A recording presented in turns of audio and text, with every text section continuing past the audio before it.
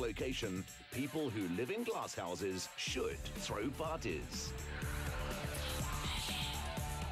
Good evening and a warm though rather windy welcome to Top Billing. The last time you could get a spot in Camps Bay without neighbours was around the 1600s. Today you have to cheat it a bit. But how do you do that in a house that's practically all glass? I'm standing in the answer, a home floating between mountain and sea with not another soul in sight. Sometimes the meaning of an artistic composition is only revealed when you explore it in detail. This home is an intriguing and challenging canvas. Who better to interpret it than the artist himself, Dr. Guido Schuldgen. Hello Guido, how are you doing? I'm fine, yourself? Very symmetrical structure. There's a philosophy behind it. It's a little bit like Rem Koolhaas, very famous Dutch architect, who tries to be very, very understated from the outside. And for me, it looks like a fortress in a way, so it's invincible. So you don't expect what is inside the house. The interior recalls the dimensions of a modern gallery, where light and architectural lines enhance the work. What a view, and what a contrast from the outside to the inside. I promise you, that's what I wanted to achieve. And what were you trying to create with the structure of the inside over here? You see that sky that I created with the stars in blue and red. The blue is always a big part of my Mediterranean lifestyle. And we lived so many years in Ibiza, Spain, and I built so many houses in Ibiza, and they all were like that. They all had the same flow. And I like the white of the furniture and, you know, the trees inside here. This makes that piazza feeling where you sit under the natural shade. And, you know, even the pool that I created, the koi fish in the pool. Why go swim in an ocean with fish if you can swim in a pool with fish? Hello. Mwah. Mwah. Come guys, the lunch is ready. What a spread. Thank you. What an incredible setting. What is this contraption over here, though? This is a very old cutting machine from Italy, and we're going to slice some San Daniele ham now very, very thinly, I show you. Guido and Annette chose Cape Town over all major cities in the world. His career as a famous photographer has earned him the relaxed lifestyle he enjoys today. Former top model Annette turned to fashion design and now uses her skill with color and fabric for original interior couture. It melts on the tongue. Is this the typical kind of meal you would serve at this wonderful table? Yes, and also cook, you know. I cook for us sometimes 5, 6, 7 courses. Small ones, of course. We must be careful. The chandelier really catches the eye. You see, this chandelier is done with the horns of one of my deer. So we had a deer farm in Germany. That was one of my big projects that I did in Germany. And, you know, there was one deer, he was called Harry, and Harry was losing his horns every year. Not shot, of course. So he collected them, and we brought them to South Africa, and Annette and myself, we created that chandelier with it. It's only one example of the many original and witty pieces that add charm to the contemporary interior. The precise design may be explained by Guido's background. Now, you're a doctor and an artist. You know, I went to university and studied art. And my father was a surgeon, very conservative surgeon. And he said, no, you can't study art. You must do something where you can earn some money with. So I decided to also study medicine and dental medicine. And I opened up the clinic and I sold it to my assistant doctors when my art went rocketing. And, you know, now I'm in all of the galleries all over the world.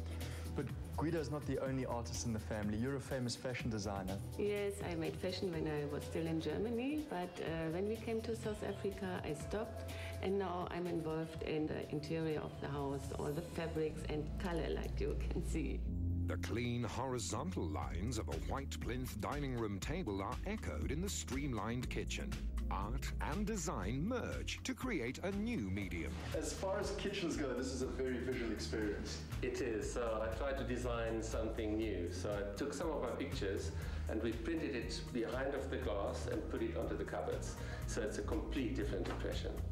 The house is also wired for modern living. Rising up through the levels, a glass elevator has a dual function, moving you with ease and transporting you on a design journey. Just when you've become used to a palette of glass and white, the master bedroom collides with your senses. Theatrical and sensual, it's a space saturated with color.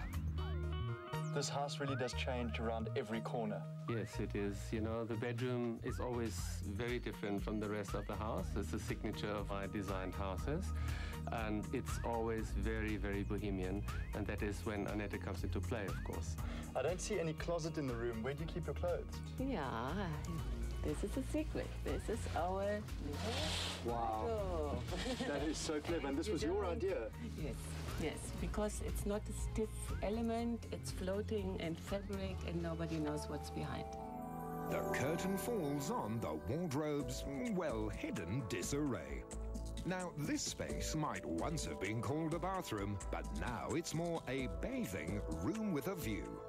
So how does this home compare to other houses you've designed across the world? It's very difficult to say because every single home had its own charm and it was on a very special location. But here, I must say, this is absolutely divine. This is magic. And when you sit here and you see the planets moving and you think about your life and reflect everything, that is absolutely the best you can have in life. Taking a leaf from Guido's book means being bold and perhaps even breaking the odd rule. The sophisticated but playful interior has impeccable architectural qualities but is filled with whimsical art.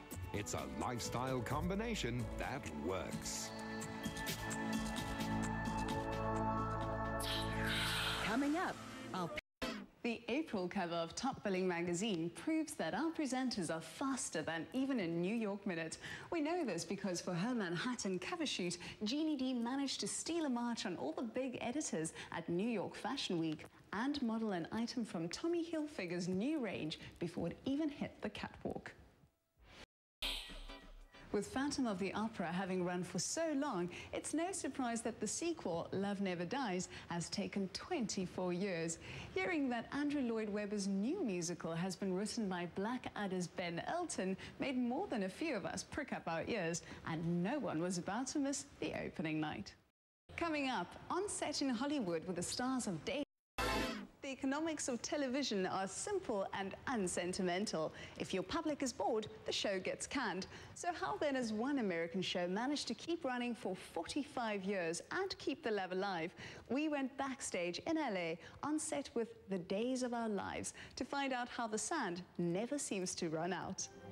Ahead, fresh from the pages of US Sports Illustrated, Genevieve Morton is back in Cape Town.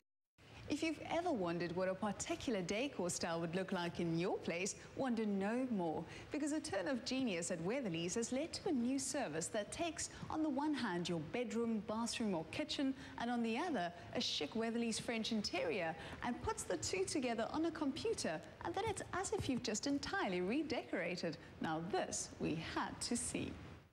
When we come back, our Renew Your Vows finalists attempt to show that a successful marriage really is an art form. If you think of all the great works of art through the ages, you'd be hard-pressed to find one that was created by a husband and wife team. Why?